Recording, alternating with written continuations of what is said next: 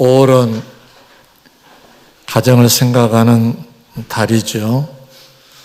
5월 5일 어린이날, 5월 8일 어버이날, 5월 15일은 스승을 생각하는 스승의 날, 21일은 부부의 날로 정해져 있습니다. 조금 넓은 의미로 다 가족, 그래서 그 울타리의 가정을 생각하는 그런 달이어서 가정의 달 이렇게 아마 정확했습니다.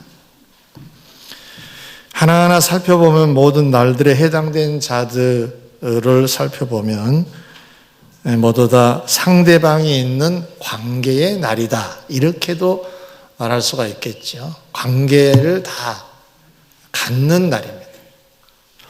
어린이는 어른, 또 어른은 자녀, 또 제자, 스승, 스승과 제자, 남편과 아내, 아내와 남편, 다 관계를 갖고 있죠. 신앙생활이라는 것은 하나님 말씀에 근거해서 살아가는 것을 말하는데, 크게 말하면 둘로 나눕니다. 십계명이 그걸 설명을 하는데요. 1계명에서부터 4계명까지가 우리가 하나님께 어떻게 해야 될 것인가에 대한 내용이잖아요. 그것도 관계입니다. 우리가 하나님과의 관계에서 어떻게 해야 될 것인가. 5계명에서 10계명도 우리가 우리의 관계, 사람과 사람의 관계에서 어떻게 처신해야 될 것인가에 대한 설명이에요. 그러고 보면 신앙생활이라고 하는 것은 하나님 관계를 잘 갖는 것, 이웃과의 관계를 잘 갖는 것을 말합니다. 이 관계가 훌륭하면 하나님이 복을 주세요.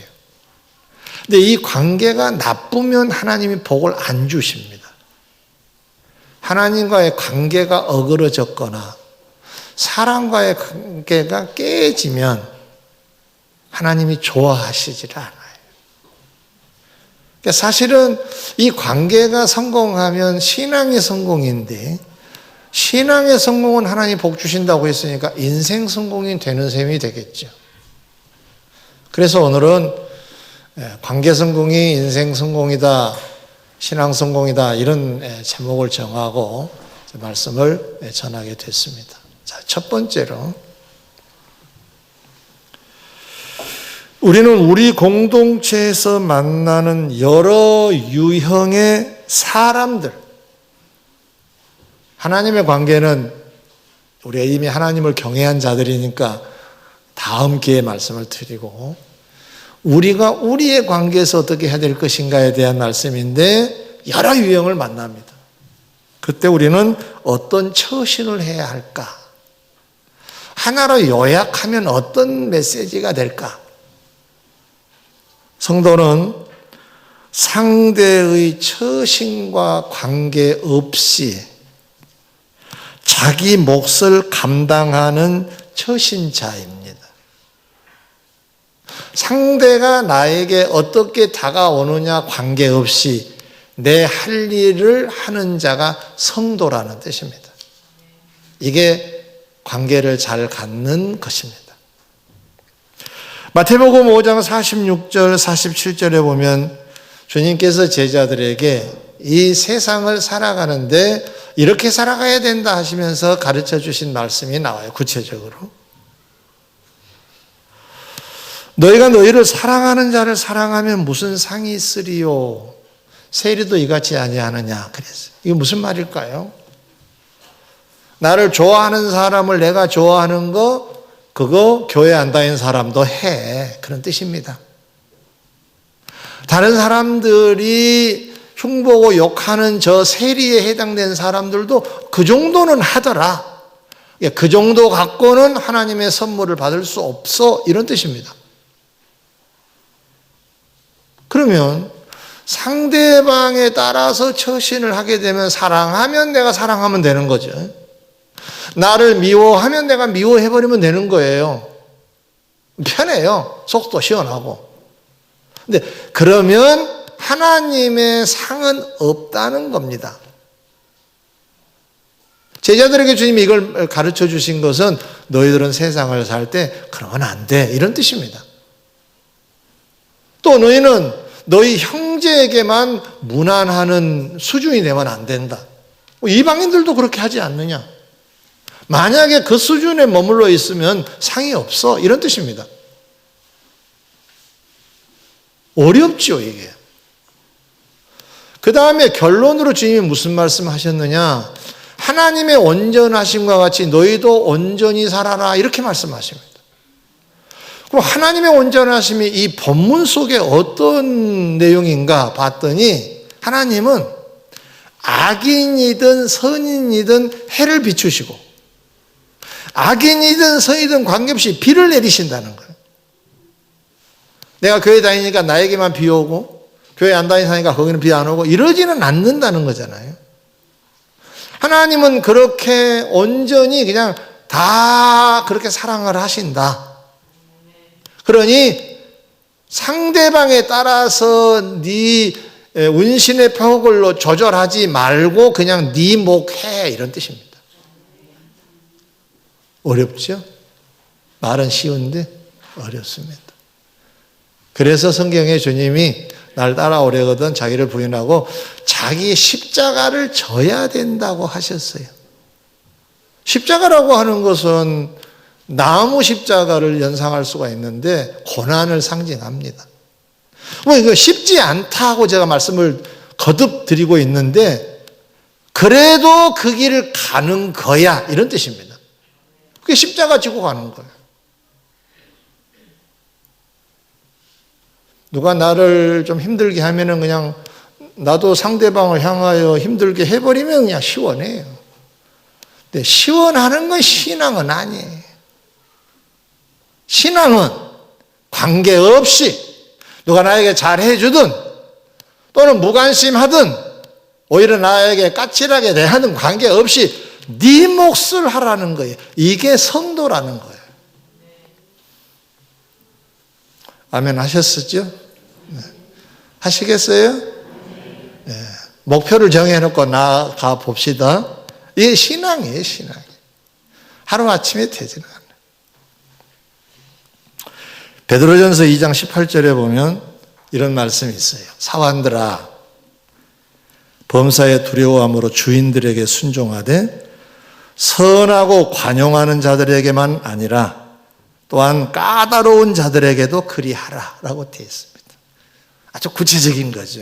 내가 회사를 다니는데 사장이 굉장히 참 선하고 자비롭고 얼마나 참 잘해주는지 그건 나도 충성맹세를 할 수가 있어요. 이야, 이런 사장 만나기 힘들다.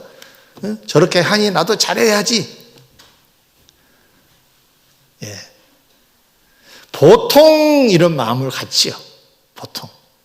그런데 만약에 지도자가 까다로우면 그리고 조금 마음에 들지 않으면 그렇게 안 해집니다. 앞에서는 그냥 한 척하고 뒤에 가서는 그냥 대충 해버리고 성도는 그렇게 살면 안 된다는 거예요. 이 말씀은 당시 이 베드로 사도가 편지를 보낼 당시의 사회 제도 중에 사환과 상전의 제도가 있을 때예요. 근데 사환되는 사람이 교회를 다니는 사람이 있었는데 그 사람들에게 주는 메시지거든요. 그러면은 까다로운 주인도 있었을 것이고 그렇지 않겠어요? 응? 마음 있는 어그러운 주인도 있었을 것이고. 그런데 지금 주의 이름으로 베드로가 무엇을 권면하느냐?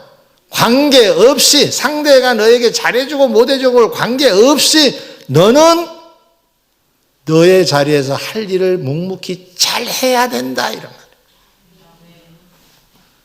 남편이 예쁘게 하니까 밥상이 달라지고 그건 성도의 아내의 자세는 아니라 그랬죠?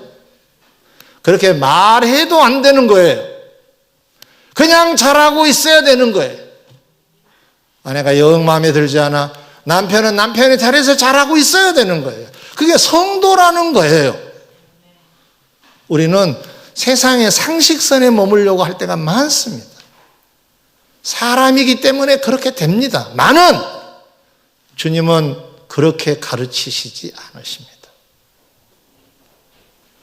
베드로전서 2장 19절에는 이렇게 말씀하십니다. 부당하게 고난을 받아도 하나님을 생각함으로 슬픔을 참으면 이는 아름다운 것이라 그랬어요. 묶어 말씀을 드리면 까다로운 사람에게 순종을 해요. 이것이 하나님 보시기에 아름답다는 뜻이에요. 야, 참 귀하구나. 다른 사람 같으면 그냥 한바탕 할 것 같은데 너는 그렇게 잘 이겨내느냐, 이런 뜻이에요.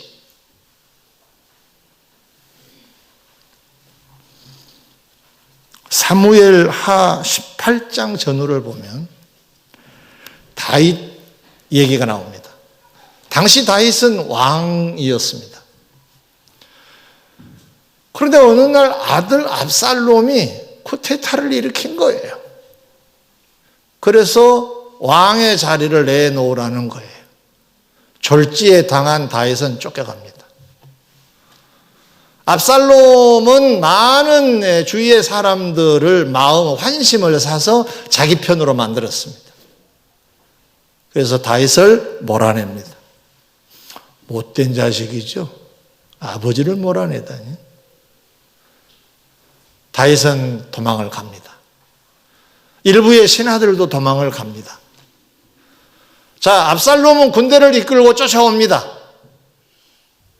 그러다가 어느 날 어느 곳에서 전쟁을 하게 됩니다. 도망을 가지만 계속 쫓아오니까 어쩔 수 없이 막아야 될 거 아니에요. 전쟁이 일어나요. 전장에 나가는 병사들에게 다윗은 이렇게 말합니다. 여봐라, 압살롬을 잘 봐줘라. 죽이지 말고 잘 봐줘라. 이렇게 얘기합니다.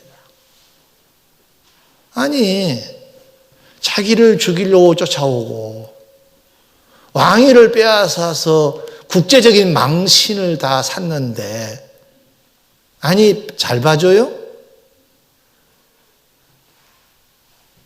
그 후에 전쟁이 치열한 상태 속에서 다윗의 사람들이 이겨요.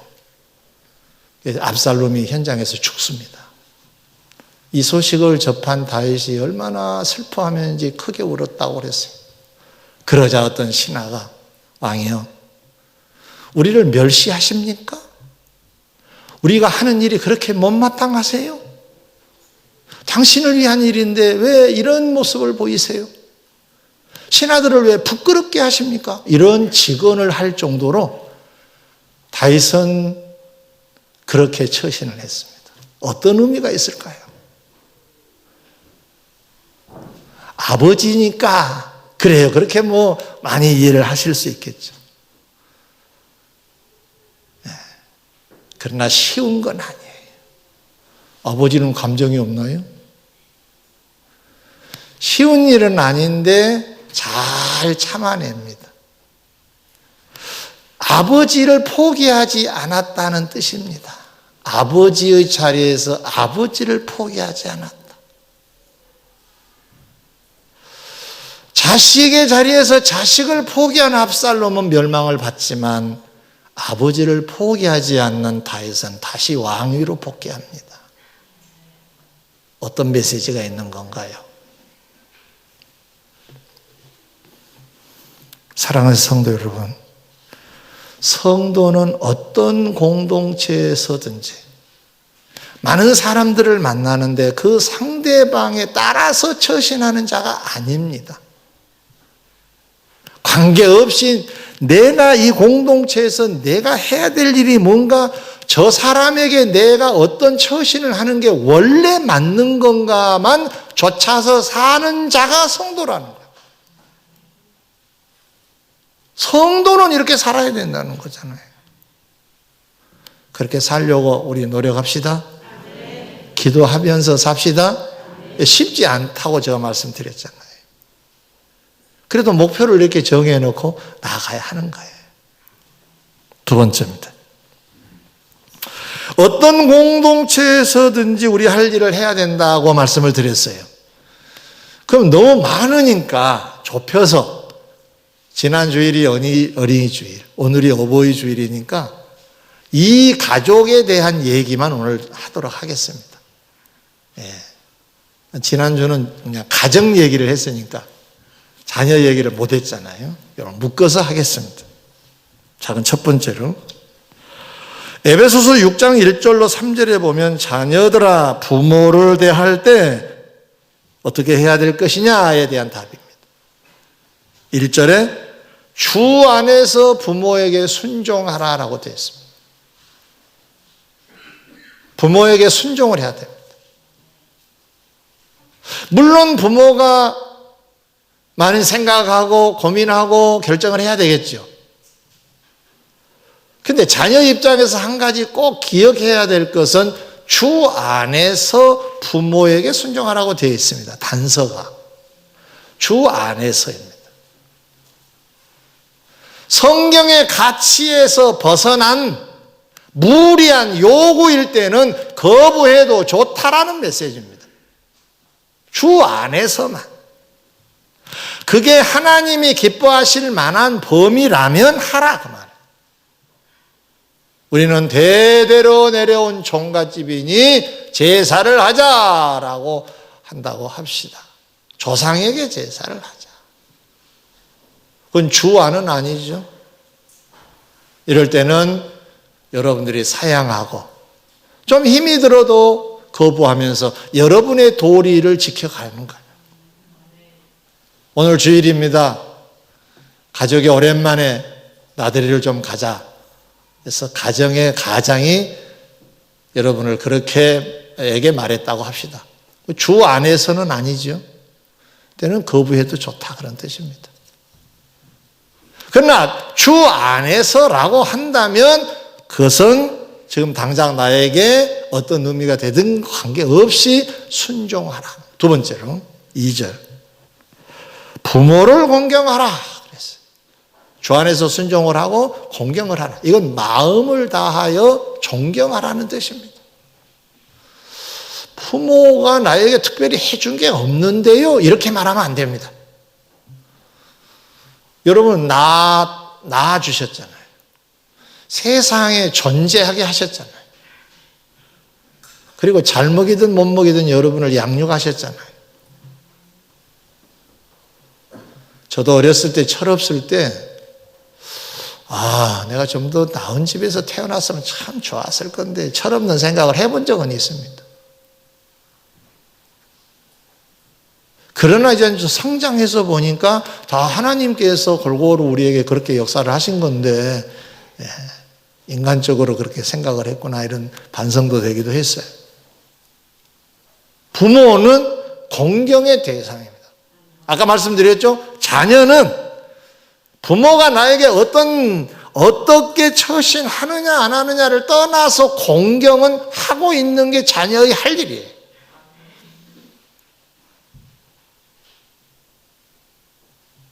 자녀들이 생각할 때 부모가 나에게 철들고 보니까 나에게 영 잘못해 준 것 같아. 그래서 나도 노후에 책임 안 져야지. 그건 잘못된 자녀예요. 자녀는 아까 말씀드린 대로 상대가 나에게 잘해주고 못해주고를 떠나서 그게 부모이든지 간에 내 도리를 하는 자가 성도라 그랬어요.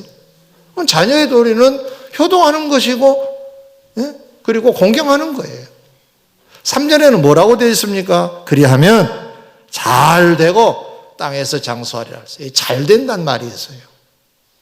좀 강조하고 싶은데 이 부모와의 관계가 막히면요 잘 안 됩니다. 속된 말로 안 풀립니다. 복의 줄기가 꼬여 있는 거예요. 이걸 풀어야 됩니다. 안 풀면 물도 안 됩니다. 요즘은 우리 권사님이 뒷집에 그 터가 있어서 상추에 물도 주고 그러시는데 처음에는 제가 좀 물도 좀 줘봤거든요.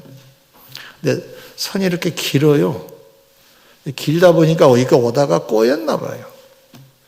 꼬이니까 물이 안 나오는 거예요. 이렇게 봤더니 물은 나오는데 저쪽에 터져가지고 저쪽으로 새 나가고 있더라고요. 하나님이 우리에게 주시는 이 복줄기가 막히지 않아야 쭉 나에게 전달이 되는 거예요. 꼬여버리면 다른 데로 가버려요, 이게. 새입니다, 새.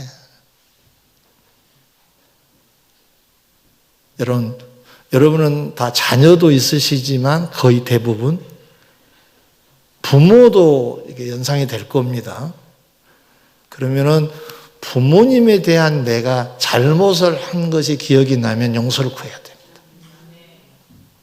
그리고 계시면 잘해야 됩니다. 제가 생각해 보니까 잘해도 몇 년이면 그냥 가세요. 그렇게 오래 계시지 않아요. 얼마 남지 않았어요. 얼마나 남았겠습니까?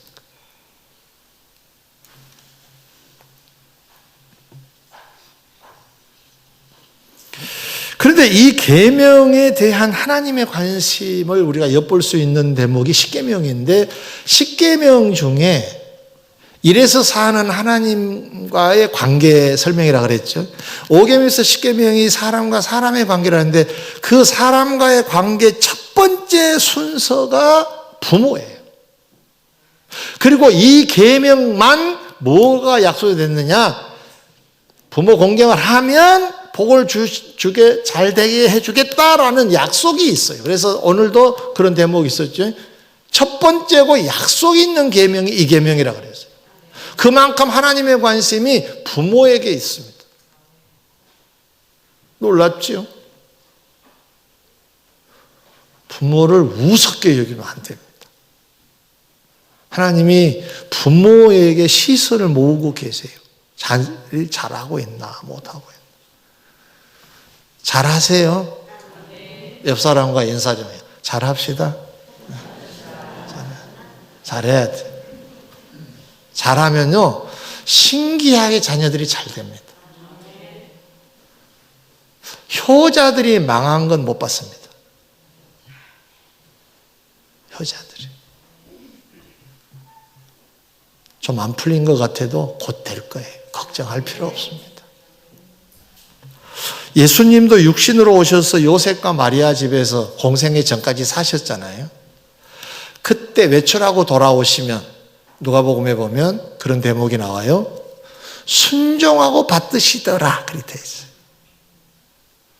하나님의 관심도 부모에게 있고 예수님도 그렇게 사셨고, 그러면 다 된 거잖아요. 다른 사례를 한두 군데 좀 더 해드릴게요. 다윗이 왕이 되는 과정에서 부모와의 관계가 성경에 기록이 되어 있어요. 그 일화를 조금 설명해 드릴게요. 한 번은 당대의 유명한 하나님의 종 사무엘이 자기 집으로 오시겠다는 거예요. 이 동네를 오시지만 실제로 자기 가족을 만나기 위해서 오신다는 거예요. 아버지 이새는 분주하게 움직입니다. 사무엘은 당시 하나님의 종으로 정말로 유명한 사람이었거든요. 다 가족이 맞이합니다. 사무엘이 온 이유는 하나님이 이 이새의 자녀 중에 왕이 될 자가 있으니 가서 기름을 부으라 해가지고 파송받아 온 거거든요. 그래서 이제 만나봅니다. 큰아들 만나보니까 아우 훤칠해, 이 사람인가 보다 그랬는데 하나님은 아니다 그러신 겁니다. 둘째도 이 정도면 될 것 같은데 하나님은 아니다. 다 만나봤는데 아니라는 거예요. 그래서 아들이 없느냐? 다 모인 줄 알고. 하나 있는데 지금 저기 양치고 있다. 빨리 데려오라. 그가 오기 전에는 내가 음식을 먹지 않겠다. 그 할 정도로 단호했습니다. 그래서 데려왔는데 다윗이었어요. 하나님 보시기에 마음이 합해서 그에게 기름을 붓게 하세요. 그래서 왕이 되는 겁니다. 다음에 이제 왕이 될 자에게 이제 기름을 부어 놓으신 거예요. 그런데 이 대목에서 우리가 조금 들여다봐야 할 부분이 뭐냐 하면,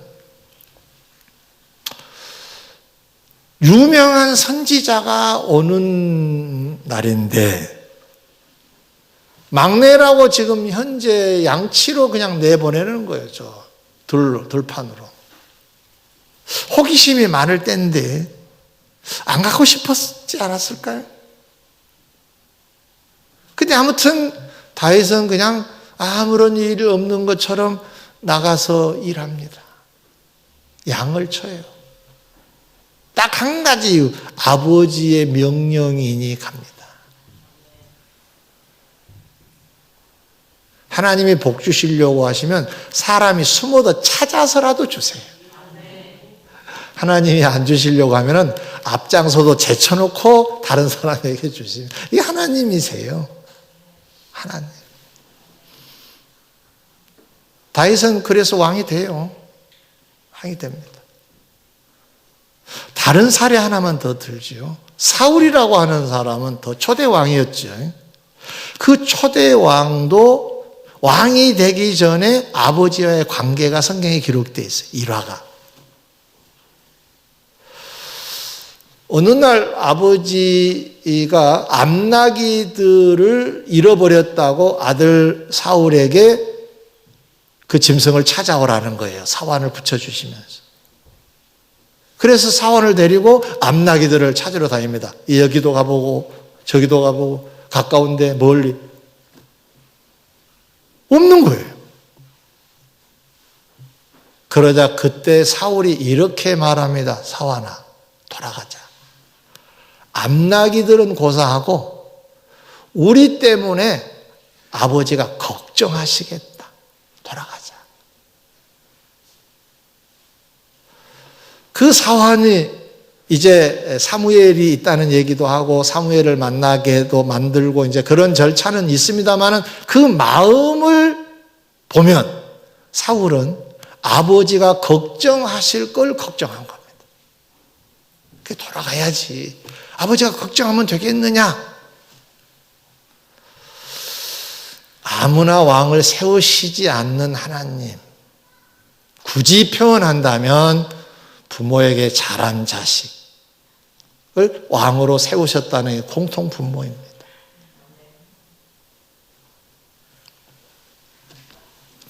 사랑하는 성도 여러분, 하나님께 상달되어 복이 되는 길은 자녀는 부모에게 효도하는 겁니다.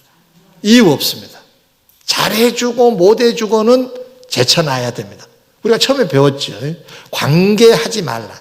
그거 상대 맞대응하는 게 아니다. 그냥 잘하면 되는 거예요. 내가 잘하면 돼. 혹 부모가 자녀 입장에서 볼 때 충족하지 못하기도 해요. 아유, 우리 아버지는 왜 그럴까? 우리 어머니는 왜 그럴까? 그래요. 그래서 여러분이 적절하게 처신한다면 여러분은 조절자가 되어버리는 겁니다. 여러분의 자리에서 여러분의 의무와 도리를 다하는 건 아니잖아요. 그냥 하는 거예요, 우리는. 관계없이. 물론 이것도 쉽지 않아요. 나에게 잘해 주셔서 나도 잘하면 좋겠지만 세상은 꼭 그렇지만 않더라고요. 이상한 가족도 많아요. 그러나 성도라면 자기의 자리에서 자기 도리를 하는 거예요. 아멘. 이 동네도 아멘. 청년들 아멘. 잘해야 된다. 너희들의 앞길이 활짝 열리기를 바라면 잘하면 돼. 그냥 다른 거 없어. 부모 걱정 끼치지 않도록 잘해야 돼. 뭐 잘하는 게 뭘까? 용돈 가끔 드리고. 부모 앞에 딱 서면 태도와 자세와 표정과 말투가 부드러워야 돼. 그게 잘하는 거예요. 툴툴 대면서 가끔 용돈 주는 거 나 잘하고 있어요. 용돈 줬잖아요. 잘한 거 아니에요. 마음은 아파요. 부모 마음이 아프면 되겠어요? 그건 잘한 게 아니에요. 가끔 뭐 진수성찬 잘한 거 아닙니다. 평상시 효도란 게 그런 거 아니겠어요? 작은 두 번째로 에베소 6장 4절에 보면 이제 아비들아 나옵니다. 너희 자녀를 노엽게 하지 말고 오직 주의 교훈과 훈계로 양육하라. 이 말씀은 부모가 어떻게 해야 하는가에 대한 설명이에요. 두 가지입니다. 노엽게 하지 말아라. 노엽다라고 하는 말은 화나게 하지 말아라. 자녀들이 부모 앞에서 부모가 뭐라고 하면 화를 내는 경우가 있어요. 물론 화를 잘 내는 아들이 자녀여서 그런가는 모르지만은 대개 보면 부당하면 화를 냅니다. 부당하면. 억울하다고 생각이 되어지면 화를 내기도 해요. 근데 그러면 안 된다는 거예요, 부모들은. 자녀가 화나도록 부모들은 해서는 안 된다는 거예요. 아까 말씀드린 대로 자녀는 부모에게 효도하는 것이 할 일이지만 부모들은 자녀들을 양육하는 것이 할 일이거든요. 근데 그 양육의 과정 중에 하나가 화나게 해서는 안 된다는 거예요. 이거 쉽지 않아요.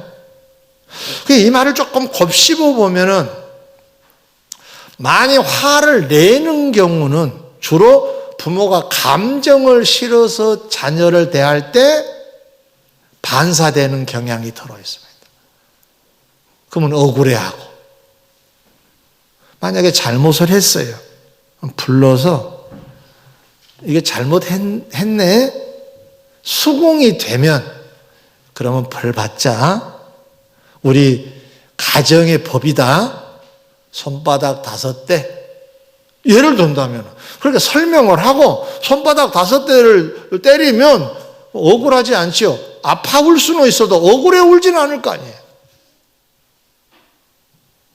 억울해하지 않도록 하라는 뜻이에요. 억울해하지 않도록. 무조건 잘해준다고만 해서 되는 거 아니에요. 따져서 그걸 가르치는 양육을 해야 되는 거니까 양육. 신명기 6장 7절에 보면 내 자녀에게 부지런히 가르치며 집에 앉았을 때든지 길을 갈 때든지 누워있을 때든지 일어날 때든지 말씀을 강론할 것이며 그랬어요. 그게 무슨 말인가요? 갈 때, 찰 때, 누울 때, 집에 있을 때, 나갈 때 늘이라는 말이 연상이 되죠? 일상이 그 말. 자, 식탁에서 밥을 먹습니다. 자녀가 막 누구 흉을 봐요. 그때도 교육의 기회예요. 성경에 흉 보면 안 된다고 했어. 한마디 해야 되는 거예요. 그게 양육하는 거예요. 정색을 하고 가만히 뒀다가 1년에 한 번 딱 어느 날 그렇게 하는 게 아니고 일상에서 하라는 거잖아요. 일상에서. 길을 걸어가요. 그런데 이상한 소리를 자꾸 해. 누구를 뭐 비난하고 비판하고 뭐 대통령을 욕하고 야당 대표를 욕하고 그럴 수 있는 거죠. 한참일 때. 그때 부모들은 맞장구 쳐도 안 되고 또 상대 진영을 또 옹호해서도 안 돼요. 그걸 말고 교육의 기회로 삼아야 되는 거예요. 윗권세는 하나님이 세우셨다. 하나님이 알아서 하실 것이다. 우리는 위에서 기도하자. 이런 정도에서 머물러야지 정치 색깔을 드러내서 나는 야당이야. 너는 여당이야. 이러면서 싸우면 안 돼요. 어디에서든지 신앙적인 내용으로 교육하라는 것이 성경의 가르침이에요. 성경 정신과 성경의 말씀으로 양육하라는 거예요. 그러니까 화나게 하면 안 되고 성경적인 가치로 양육을 하라. 양육을 하라. 잠언 29장 15절에 보면 채찍과 꾸지람이 지혜를 주거늘 임으로 행하게 버려둔 자식은 어미를 욕되게 하느니라. 그러니까 네 똑똑하니까 네 알아서 해. 그러면 욕되게 하는 날이 돌아온답니다. 야단도 치라는 날이. 잘못하면 야단을 쳐야지. 그런데 이때 조심해야 될 게 있어요. 야단 칠만한 도덕윤리를 갖고 있어야 야단이 속된 말로 먹혀요. 나는 엉터리로 살면서 니 똑바로 살아 그러면은 비웃습니다.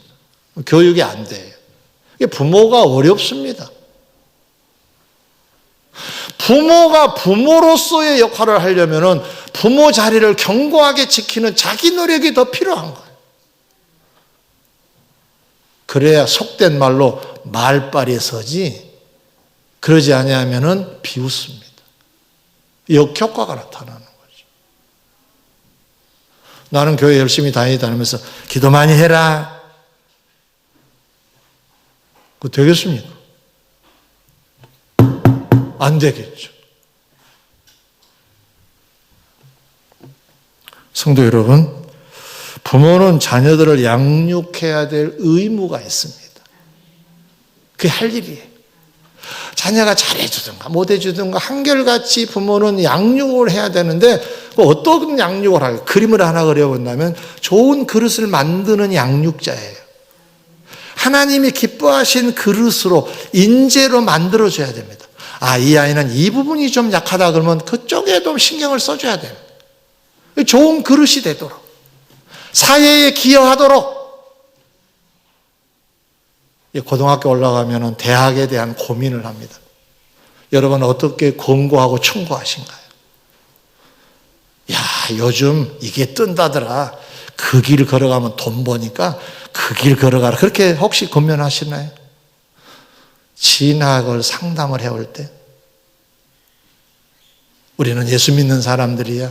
어디에 있든지 하나님의 영광을 돌릴 사람들이고 사람들을 유익하게 해야 될 사람들이니까 이쪽이 더 낫지 않을까? 너 재능도 있지 않아? 이렇게 권면해야지. 그게 돈 되는 길이야? 그렇게 해서는 돈을 벌 수는 있을런가 몰라도 주님 앞에서는 아름다운 자식으로 세워줄 수는 없을 겁니다. 말씀을 맺고자 합니다. 우리는 많은 사람들을 만나면서 살아갑니다. 직장에 가면 직장에서 만나, 교회에 가면 교회에서도 만나, 가정에 가면 가족을 만나, 많은 사람들을 만납니다. 상대적인 처신이 좋은 처신은 아니고요. 하나님이 나에게 이곳에 저 사람을 왜 만나게 하셨을까에 대하여 관심을 갖고 여기에 초점을 맞춰서 처신하면 최고의 처신이 된다는 가르침입니다. 자기 할 일을 하라 그 말이죠. 아멘. 자녀는 자녀의 자리에서, 부모는 부모의 자리에서 좀 부족한 부분은 하나님께 도움을 구하고 반성하고. 그래서 여러분의 삶은 관계 성공자가 되셔서 신앙의 성공, 인생 성공자가 되시기를 주의 이름으로 축원합니다.